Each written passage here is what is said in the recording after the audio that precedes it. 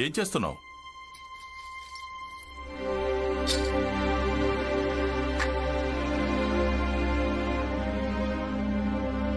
ఇక్కడికి బాలా అన్నయ్య వచ్చాడు.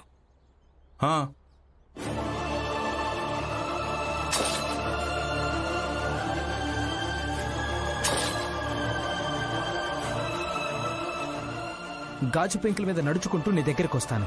ఒకవేళ నీ పని చేయకూడదని నువ్వు కోరుకుంటే అయితే వెళ్ళు, మీ వద్దుని ఇక్కడికి తీసుకొని రా.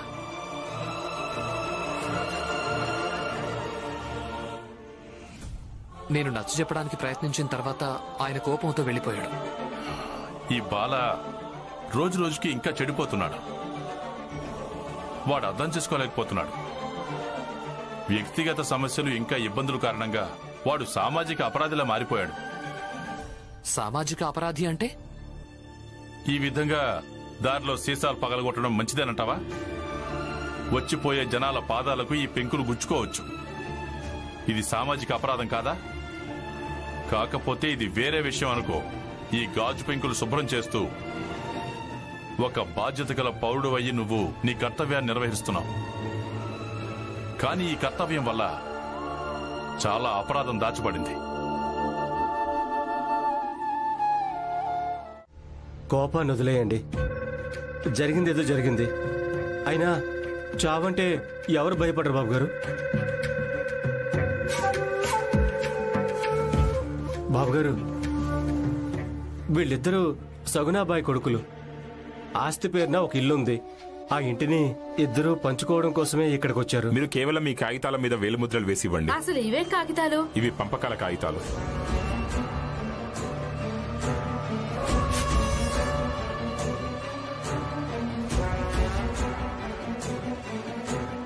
ఈ ప్రశ్నకు మీరు సమాధానం చెప్పలేనంత వరకు అంతవరకు ఈవిడతో వేలిముద్ర వేయించుకోవడం కుదరదు. జరిగిందేదో జరిగింది. మీరే వీళ్ళిద్దరికీ ఏదో ఒక మార్గం చూపించండి. దాంతో వీళ్ళు భీం ప్రకోపం నుంచి తప్పించుకుంటారు. వీడికి నేను దయగలవాణ్ణని బాగా తెలుసు. భీమనయ్య,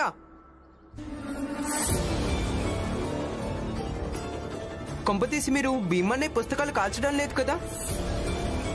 నేను వెంటనే వెళ్ళి భీమన్నయ్యకి చెప్పేస్తాను. ఆగు, ఎక్కడికి వెళ్తున్నావు? ఇక్కడే ఉండు, సరేనా? ఇక్కడే ఉండు. ఇప్పుడేం జరుగుతుందో చూడు.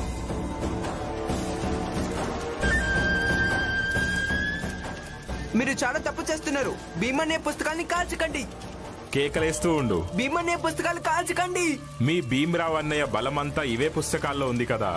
ఈ రోజు ఇవే పుస్తకాలని మేము కాల్చి బూడిద చేస్తాం, చూడు. వద్దు, అలా చేయకండి. భీమన్నయ్య పుస్తకాన్ని కాల్చకండి.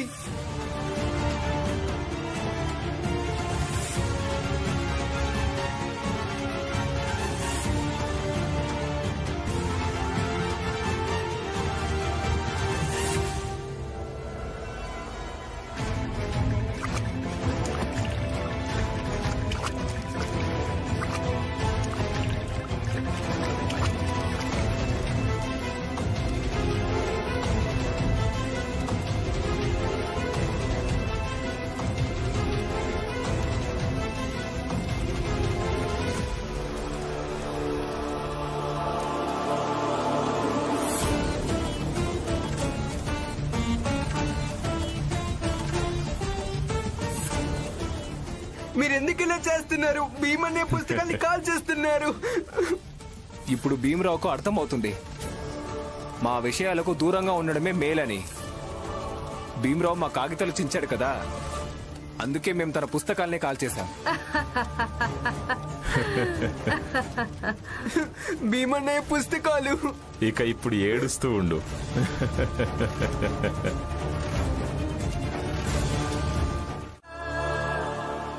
నా పుస్తకాలు అసలు ఇవి ఎవరు కాల్చారు? ఎక్కడికి? అరే, ఎక్కడికి వెళ్తావు భీమ్? నన్ను వదిలిపెట్టారు. అయ్యో, మీకు పిచ్చి పట్టిందా? నన్ను వదలండి, లేకపోతే మిమ్మల్ని ఏం చేస్తానో చూడండి. ఆగు. ఎంతకు ముందు కూడా మీ అత్త పుస్తకాలు కాల్ చేసింది కదా. తనప్పుడు నీతో చెప్పింది కదా ఇతరుల విషయాల్లో తలదొచ్చొద్దని. ఇప్పుడు ఈ కాలుతున్న పుస్తకాలను చూసి నువ్వు నీ భర్తకు నచ్చజెప్పు, ఇతరుల విషయాల్లో తల దొర్చొద్దు అని.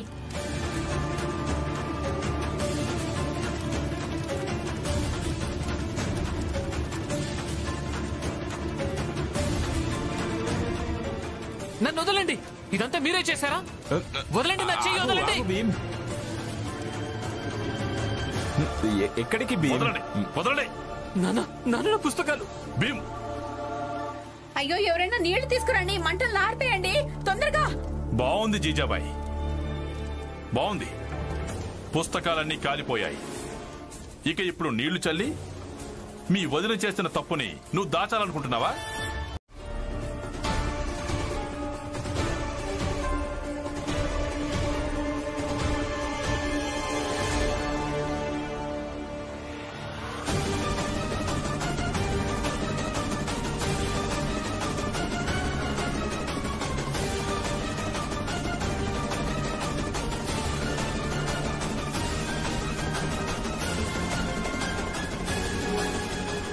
అన్నయ్య, త్వరగా కానిపు, ఎవరైనా చూస్తారేమో.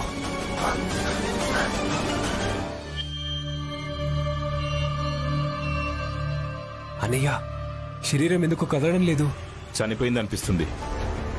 ఎలాగో ముసల్ది కదా, అందుకే తొందరగా పైకి పోయింది. ఇక్కడ చాలా చీకటిగా ఉంది. వెళ్ళిపోదాం పద.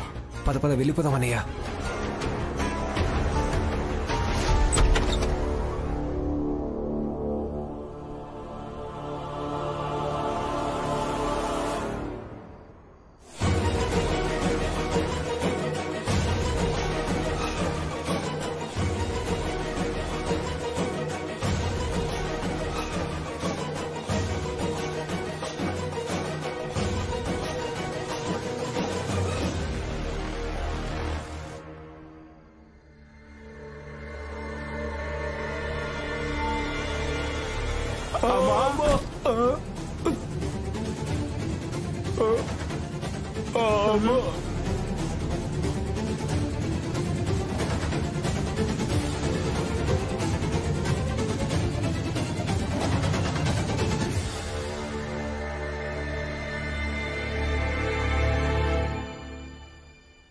నేను మీలాంటి రాక్షసుల్ని పెంచాను కదరా, అందుకనే మీరు నన్నే చంపాలనుకున్నారు కదా.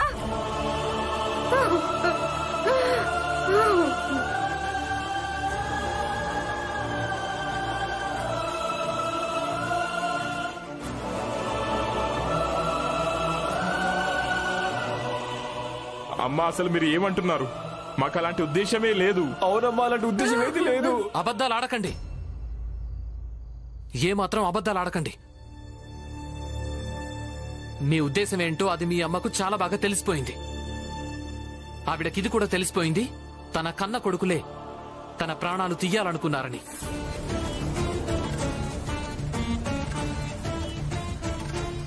ఇక నాకు కూడా మీ పథకం ఏంటో ముందే తెలిసిపోయింది.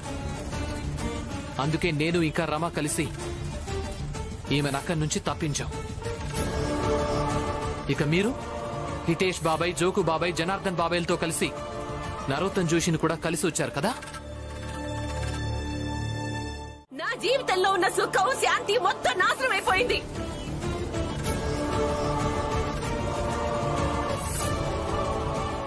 అయినా మీకేమనిపిస్తుంది? ఆ సురేష్ ఇంకా రమేష్ తమ తల్లిని హత్య చేయడానికి పథకం వేస్తే వాళ్ళకి హంతకులు అయిపోయినట్టేనా? నా దృష్టిలో మీ భీమ్ ఒక హంతకుడు. ఇతను చాలా ఏళ్ల క్రితమే నా తల్లి ప్రేమని హత్య చేశాడు.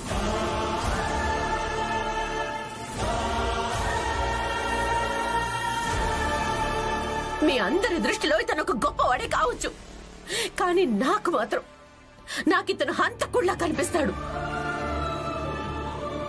ఆ సురేష్, రమేష్ కి అలాగే ఈ భీమ్ కి నాకు ఎలాంటి తేడా కనిపించట్లేదు.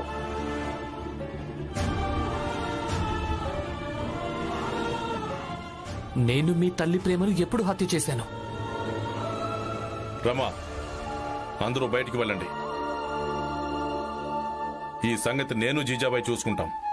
ఆ తర్వాత మిమ్మల్ని పిలుస్తాను. కాదు, ఇప్పుడిది మనకు మాత్రమే సంబంధించింది కాదు.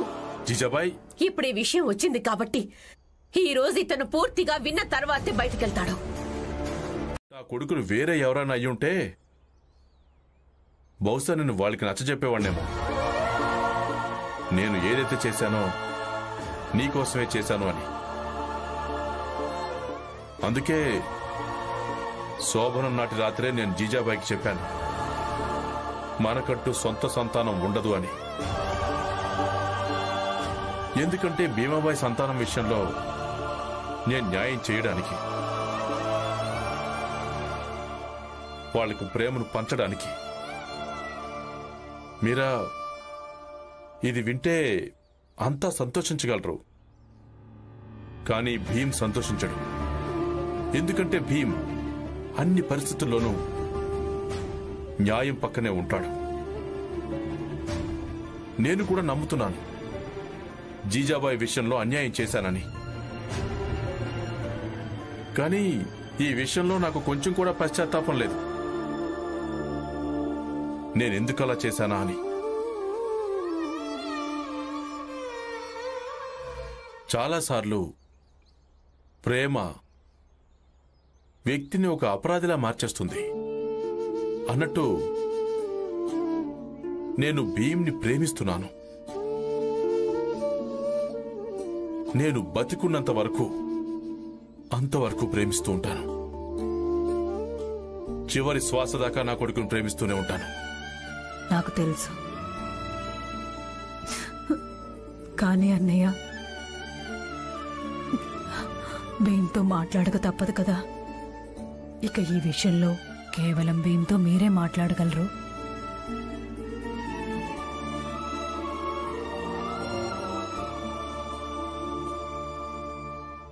మీరు ఆ విషయాన్ని వదిలేయండి. మీరు రాత్రి నుంచి ఇలాగే ఉన్నారు, అస్సలు పడుకోనే లేదు. ఎంతసేపని ఇలా కూర్చుంటారు? నా దృష్టిలో మీ భీమ్ ఒక హంతకుడు. ఇతను చాలా ఏళ్ల క్రితమే నా తల్లి ప్రేమని హత్య చేశాడు. మీరు వెళ్ళండి, స్నానం చేసి రండి, పాలు తీసుకొస్తాను, వెళ్ళండి.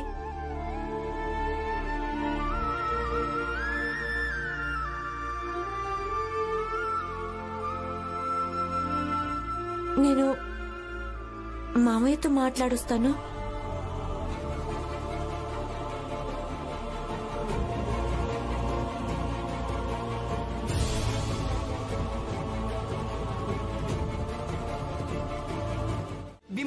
ఏమైంది దీపక్? అది దారిలో ఏమైంది? అక్కడ దారిలో బాలన్నయ్య కలిశాడు. ఆయనేమో సామాన్లు తీసుకుని నిలబడ్డాడు. ఆయన నాకేం చెప్పాడంటే, నువ్వు వెళ్ళి కరుణావతినికి చెప్పు, 1 గంట లోపల తన దగ్గరికి వచ్చేయాలని, లేదంటే ఆయన బొమ్మాయిని వదిలేసి శాశ్వతంగా వెళ్ళిపోతానన్నాడు.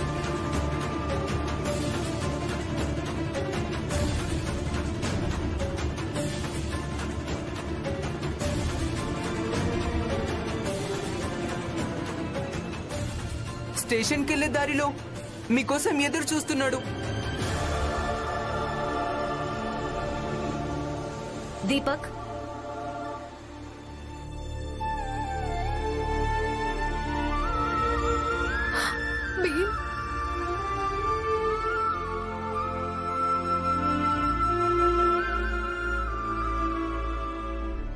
ఏమైంది?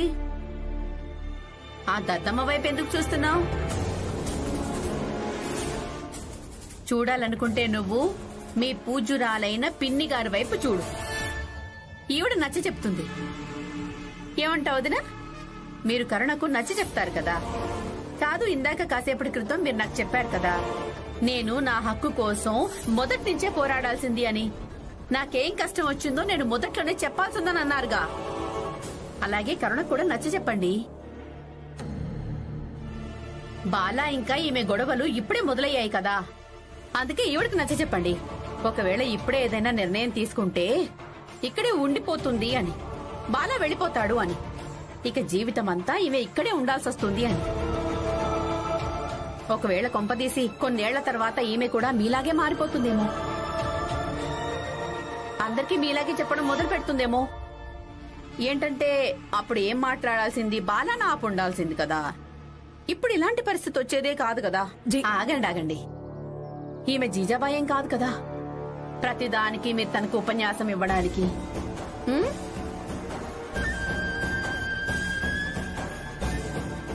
అన్నట్టు నువ్వు వీరనారి.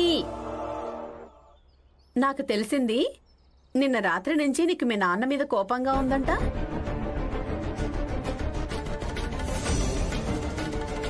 ఎందుకు ఈ విషయంలో కోపంగా ఉన్నావా?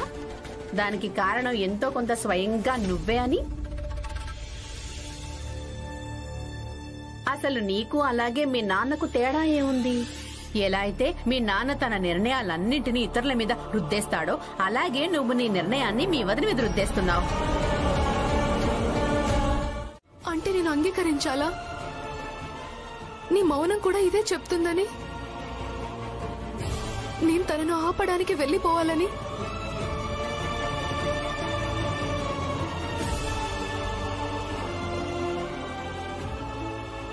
త్వరగా వెళ్ళు. సరే, అయితే నేను వెళ్ళిపోతాను. అక్క,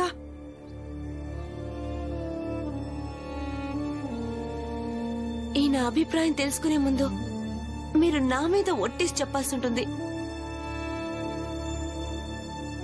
ఒకవేళ రేపేం జరిగినా మీరు నా భర్తను బాధ్యుడిగా అనుకోవచ్చు,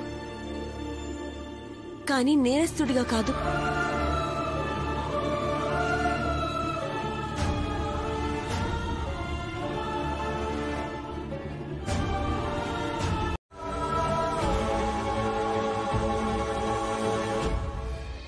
కానీ నాకు భీమ్ సలహా కావాలి.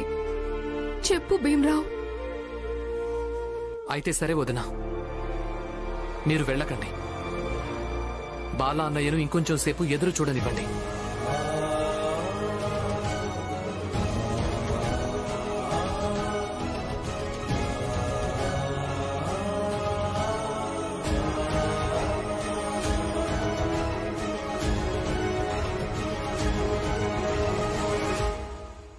బాగుంది. భీమ్రావ్ మళ్ళీ కొత్త ఆట ఆడుతున్నాడు.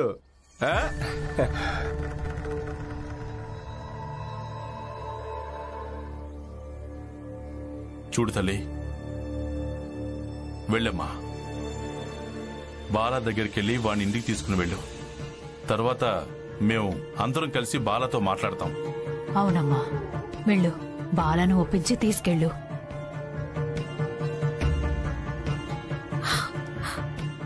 లేదు పిన్ని, భీమ్రావు వద్దని చెప్పాడు. ఇక నేను ఎక్కడికి వెళ్ళను.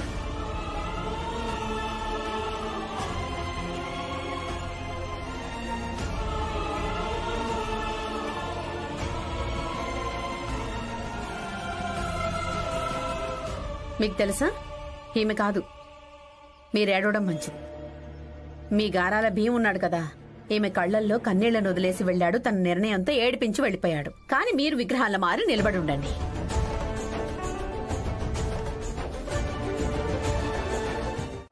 మళ్ళీ ఇంకోసారి అడగాలనుకుంటున్నా. ఏంటి? మీకు నిజంగానే ఇలా అనిపిస్తోందా? మీది ఒప్పు అని, అలాగే వదినది తప్పని? అవును. ఇక ఇందులో నాకు ఎలాంటి అనుమానం లేదు. సరే, అయితే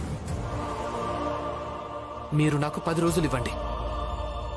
ఈ 10 రోజుల్లో మీ ఒప్పు అలాగే వదిన తప్పుల మధ్య ఒక పోటీ ఏర్పాటు చేద్దాం. ఒకవేళ మీరు గెలిచారంటే భర్తది ఎప్పుడూ ఒప్పే అని నేను అంగీకరిస్తాను. కానీ ఒకవేళ మీరు ఓడిపోతే మీరు నిజాయితీగా మీ తప్పును అంగీకరించాల్సి ఉంటుంది. అలాగే వదినతో ఒక కొత్త పద్ధతిలో ఉండాల్సి ఉంటుంది.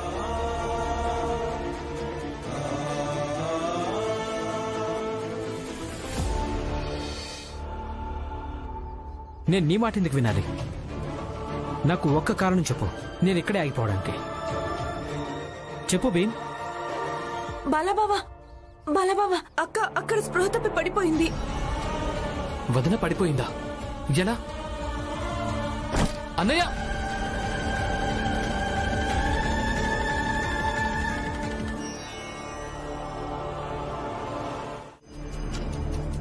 లేదంటే ఆ భీమరావుకి ధైర్యం బాగా పెరిగిపోతూ ఉంటుంది.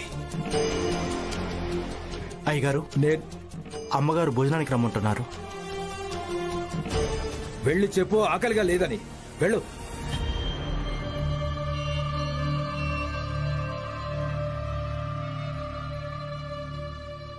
అయ్యగారు, తప్పుగా అనుకోనంటే ఒక మాట చెప్పనా? చెప్పు. అయ్యగారు, భీమ్తో పెట్టుకుని మీరిద్దరు అకారణంగా ఆందోళన పడుతున్నారు. ఇక మీరు మీ ఇంట్లోని నెయ్యి, వెన్న, మేగడ, భోజనం కూడా ఈ ఆందోళనలో తినడం లేదు. ఇక ఆ భీమరావు ఎంతో సంతోషంగా ప్రశాంతంగా భోజనం చేస్తున్నాడు. వీటన్నిటి వల్ల ప్రయోజనం ఏంటి? అయ్యగారు, నేను చెప్పేది ఏంటంటే మీరు ఇవన్నీ వదిలేయండి.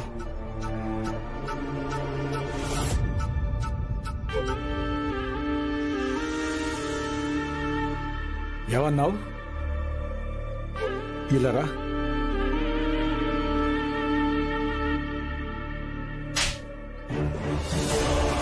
ప్రయత్నం చేయడం వల్ల రాయి మీద కూడా రేఖ ఏర్పడుతుంది. నువ్వు కూడా చూసే ఉంటావు కదా. అందుకే మేము ప్రయత్నం చేస్తూనే ఉంటాం. మా జాతికున్న గుర్తుని ఆ చిన్న జాతికి చెందిన భీమరావు శాపిత జీవితం మీద వేసే తీరతాం. అర్థమైందా? ప్రసాదదేవ్ గారు. బాబుగారు, బాబుగారు, బాబుగారు! హే, ఏంటి గొంతెందుకు చించుకుంటున్నావు? బాబుగారు, అది మీకు తెలిసింది కదా, సురేష్ ఇంకా రమేష్ ఇద్దరు కేసు ముగిసిపోయిందని.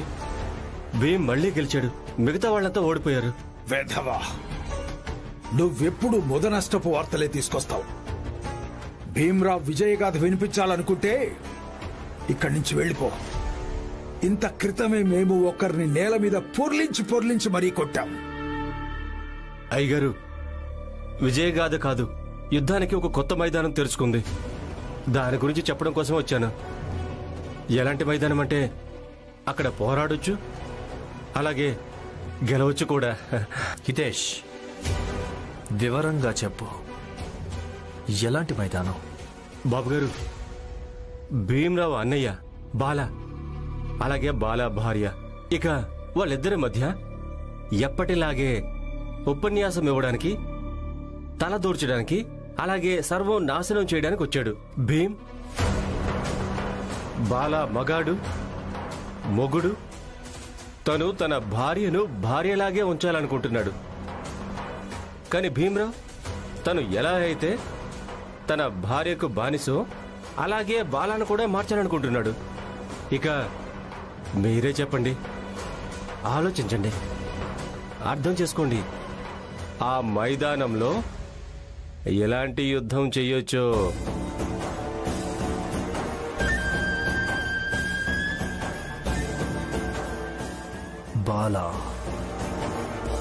బాలాగాడి భార్య అని అంటే నా సమస్యకు కూడా ఏదో ఒక పరిష్కారం ఉండే ఉంటుందిగా.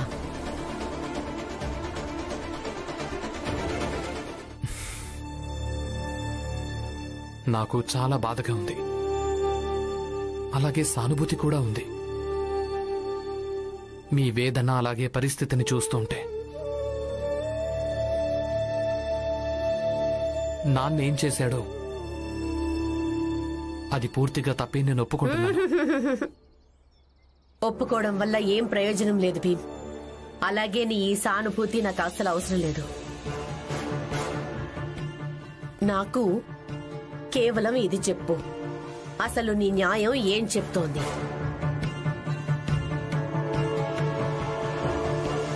అంటే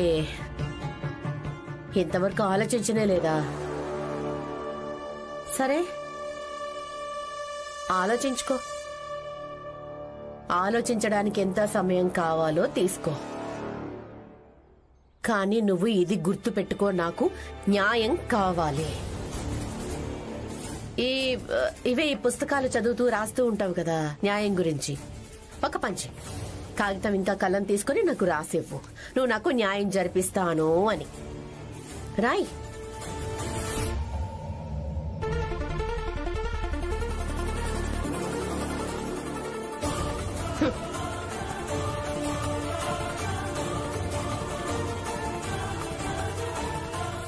నువ్వు న్యాయం కోసం ఏవైనా చేయగలవని చెప్పుకుంటూ తిరుగుతూ ఉంటావు కదా. నేను కేవలం రాసి ఇమ్మంటున్నాను అంతే. ఓహో, లేదులే, నువ్వు నాకు రాసివ్వలేవులే. ఒకవేళ రాసివ్వలేకపోతే నువ్వు ఒట్టేయి. మీ అమ్మ భీమాబాయి ఉంది, ఆవిడ మీద ఒట్టేయి. ఇక నుంచి ప్రపంచం ముందు ఇంకెప్పుడు ఇలా చెప్పనని ఈ భీమ్రావ్ అంబేద్కర్ న్యాయం కోసం ఏమైనా చేయగలడు అని ఒట్టువే.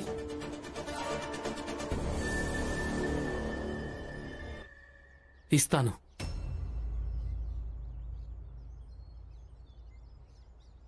నేను మీకు రాసిస్తాను, మీకు న్యాయం జరుగుతుంది అని, అలాగే దానికోసం నేను పోరాడతానని.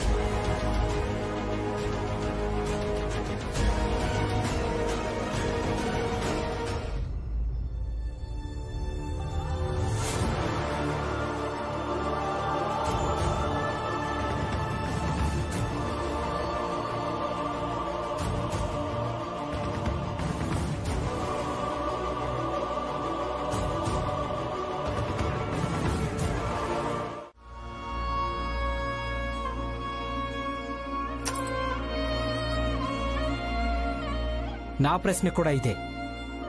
నువ్వు ఇవన్నీ చేయాల్సిన అవసరం ఏముంది? మరైతే బాలాన్నయ్య, అలా అంటే మీకు కూడా ఈ ఛాయ్ని పారబోయడానికి ఇలా గ్లాసును పడేయాల్సిన అవసరం కూడా లేదు.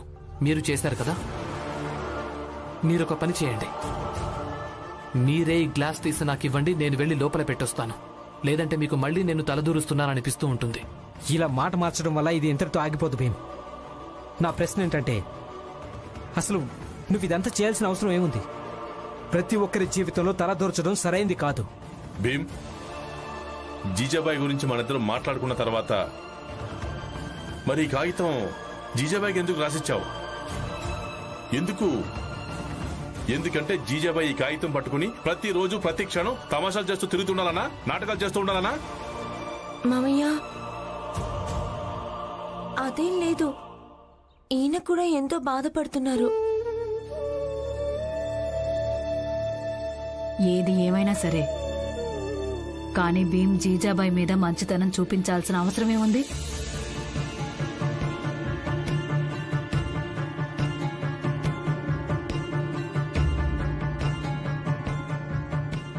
చూసావా, ఇక్కడికి వచ్చేసావు. ఇక రాద్దంతా మొదలైంది. అయినా నువ్వు ఇక్కడే ఉంటావా? నేను ఇప్పటికీ చెప్తున్నాను, నాతో పాటు పద.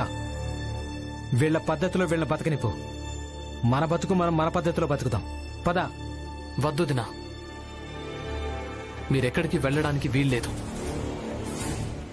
బంధాల ముళ్ళు విప్పేసి ఒక కొత్త పద్ధతిలో మళ్లీ ముడిపెడుతున్నప్పుడు అప్పుడు రాద్ధాంతం ఎలాగూ జరుగుతుంది. అలా జరగాలి కూడా.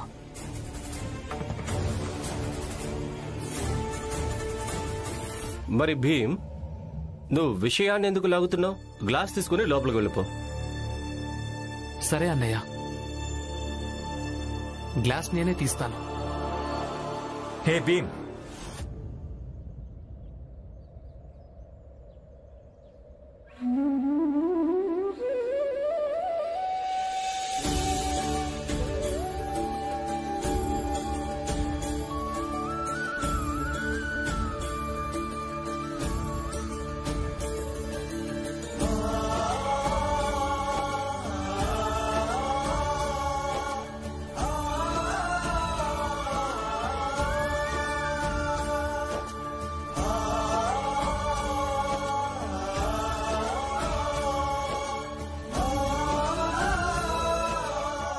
ఆనందన్నయ్య, మీ ఆరోగ్యం ఎలా ఉంది? మీ కొడుకులే కదా. బంధాలను తమాషాలుగా మార్చడం మీకున్న అలవాటే కదా. బహుశా అదే అలవాటు వీళ్ళకు కూడా వచ్చినట్టుంది.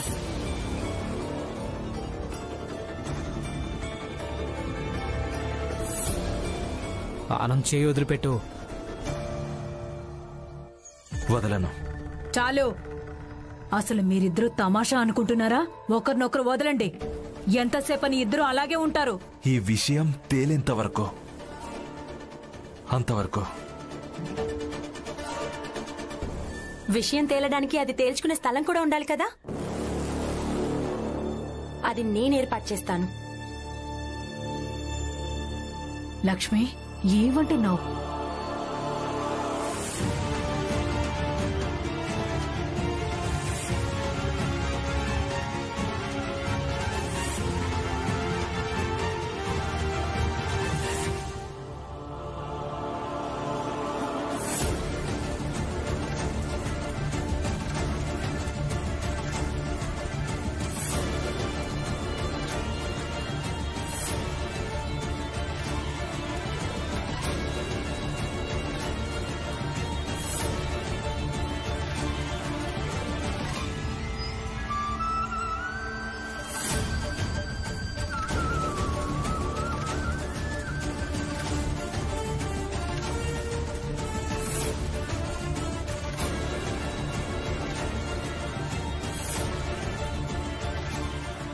ఈ రేఖలో నుంచి బయటికి ఎవరైతే ముందుగా వెళ్ళిపోతారో వాళ్ళు ఓడిపోయినట్టు.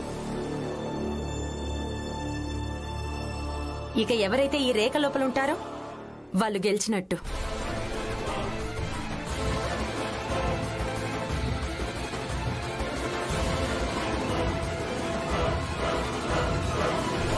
రేపు పిచ్చిదానిలో మాట్లాడుతున్నావేంటి లక్ష్మి?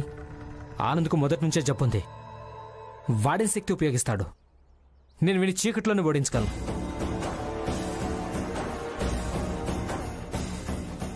అవునా? సరే అయితే. ఆనంద్, వెళ్ళిపోండి. నువ్వు నన్ను వెళ్ళగొడతావా? నువ్వే వెళ్ళిపోవాలి, నన్ను వెళ్ళగొడతావా?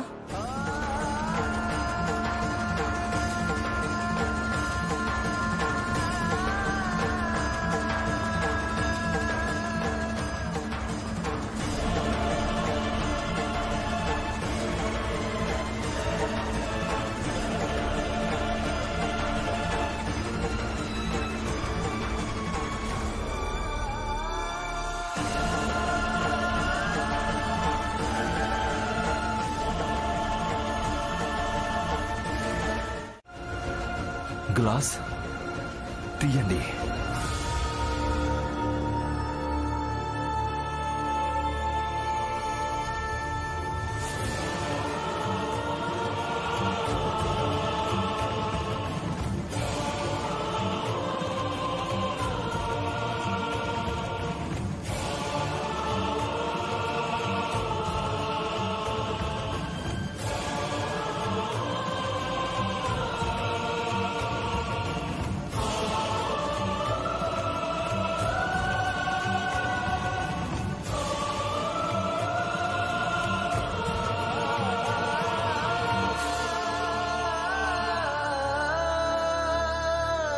తరచుగా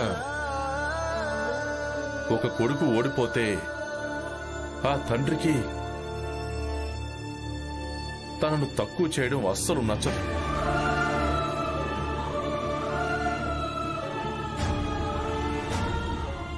కాని ఎప్పుడైతే కొడుకు తన మర్యాదను, ఆదర్శాలను, నీతిని మర్చిపోతాడో అప్పుడు తనను ఎగతాళి చెయ్యడం ఖాయం. కాని నాకేమనిపిస్తుందంటే అందరికంటే ముందు తన తండ్రిని ఎగతాళి చేయడం మొదలు పెట్టడం మంచిదని. ఎందుకంటే కొడుకు బాధపడ్డానికి, అలాగే వాడు మారడానికి.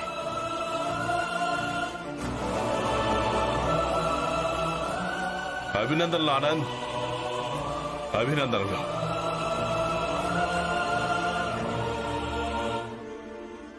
నువ్వు గెలిచావు.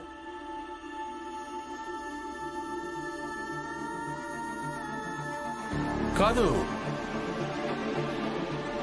మీరిద్దరూ గెలిచారు. కానీ ఒక తండ్రి ఓడిపోయాడు.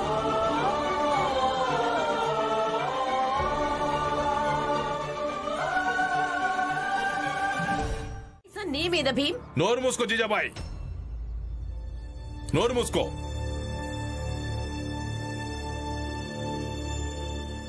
న్యాయం అంటూ జపం చేస్తున్నావు.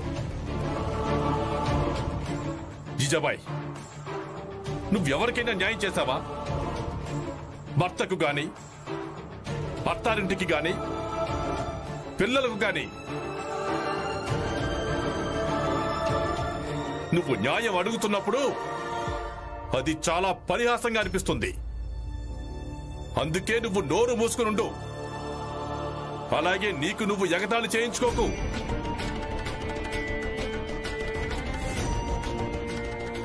ఇక మీరిద్దరూ, ఆనంద్ ఇంకా లక్ష్మి,